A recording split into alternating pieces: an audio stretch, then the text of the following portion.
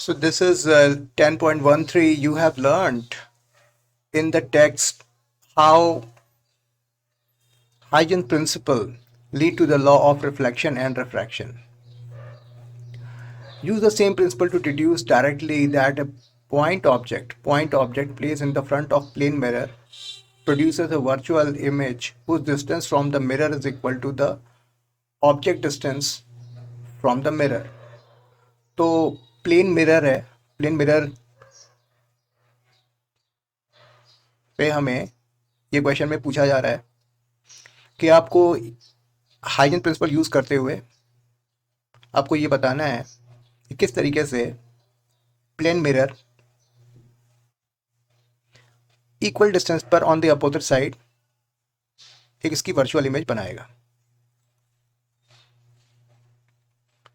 तो ray optics के context में हम लोग पहले इसमें हम लोग बात कर चुके हैं कि किस तरीके से प्लेन मिरर,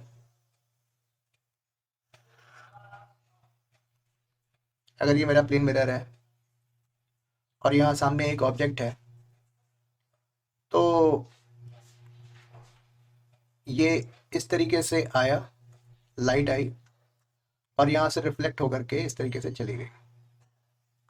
तो it appears to be coming from this point. Similarly ये जो लोएस्ट पॉइंट है इस ऑब्जेक्ट का, लेट्स से ए बी, तो यहाँ से ये लाइट आ रही है और रिफ्लेक्ट होकर के यहाँ चली जा रही है and it appears to be coming from here. तो इसका मतलब ये हुआ कि ये हमारी हमारी एक वर्चुअल ऑब्जेक्ट, वर्चुअल इमेज हमें मिल रही है by using the concepts of ray optics. हमने इसको एक्सप्लेन किया। अब ये कहा जा रहा है कि by using Huygens principle same concept हमें यूज करना है। तो देखो आप यहाँ इस केस में पॉइंट ए से वेव फ्रंट्स ओरिजिनेट हो रही हैं और पॉइंट बी से वेव फ्रंट्स ओरिजिनेट हो रही हैं और इफेक्टिवली पॉइंट ए की इमेज मिरर के बैक साइड में उतनी ही डिस्टेंस पर बिल्कुल उसी तरीके की बन रही है। सिमिलरली बी की जो इमेज है मिरर के बैक साइड उतनी ही दूरी पर बन रही है। यानी कि कंफर्टेबली हम कोई भी एक पॉइंट ऑब्जेक्ट यहाँ पर ले लें और हमने यहाँ पर इसको शो कर दें कि उतनी ही डिस्टेंस पर बैक ऑफ द मिरर हमें उतने ही साइज का वर्चुअल इमेज मिल रहा है। तो इसका मतलब हम लोग इस कॉन्सेप्ट को एक्सप्लेन करने में सक्सेसफुल हुए। ठीक है, तो फिर मैं इसको रेफरेंस क्रिएट करना शुरू करता हूँ। ये हमारा सोर्स है, तो सोर्स से फिर ये रेफरेंस बननी शुरू हुई होंगी। ये स्फेरिकल शेप में है जो फॉरवर्ड डायरेक्शन में टुवर्ड्स मिरर जो रेफरेंस हैं हम उसी को कंसिडर कर रहे हैं, उसी को डायग्राम बना रहे हैं। ठीक है, अभी फर्स्ट टाइम ये वेव फ्रंट जो है वो मिरर से इंटरेक्ट कर रहा है। ठीक, बहुत ही परफेक्ट फिगर तो नहीं बना, लेकिन लेट्स से ये पॉइंट, ये हमारा पॉइंट ऑफ टेंजेंट रहा। सबसे पहले ये ओ पॉइंट ओ से इसने इंटरेक्ट किया। वेव फ्रंट के कुछ और पॉइंट्स आइडेंटिफाई कर लेते हैं। Let's say A B and सी और ये डी। ठीक है, इसको थोड़ा सा आगे बढ़ा देता है।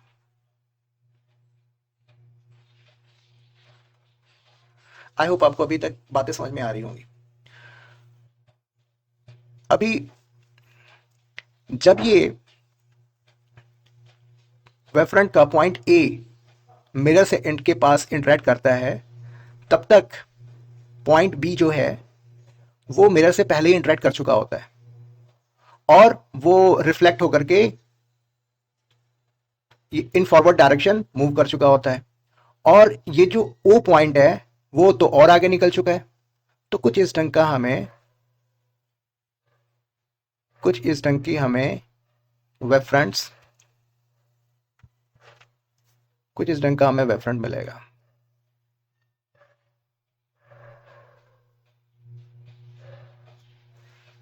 ठीक है, ये तुम्हारा पहला वेव फ्रंट हुआ। उसके बाद फिर जब ये वाला वेव फ्रंट इंटरेक्ट करेगा तो ये पहला वेव फ्रंट आगे निकल चुका होगा।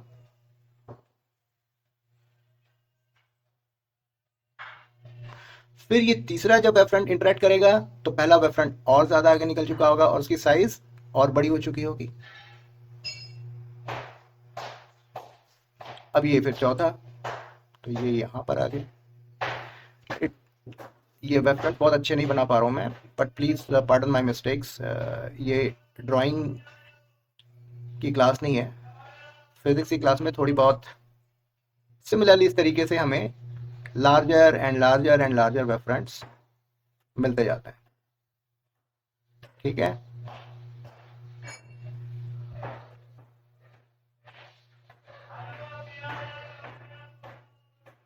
ठीक है, and it appears to be coming from this point.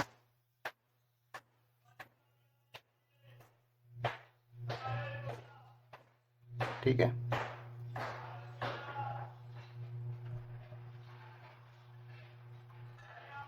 So this way we can confirm ये जो वेव फ्रंट्स हैं वो, अगर ये पॉइंट ए है तो ये पॉइंट ए डैश से आते हुए हमें प्रतीत होते हैं।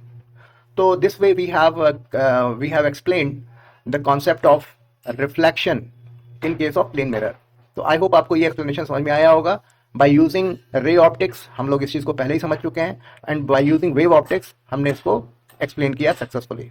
तो जितनी दूरी पर ये ऑब्जेक्ट की लोकेशन है उतनी ही दूरी पर हमारी वर्चुअल इमेज बनेगी और इनफैक्ट उतनी ही साइज की बनेगी। ठीक है, so this was all about 10.13।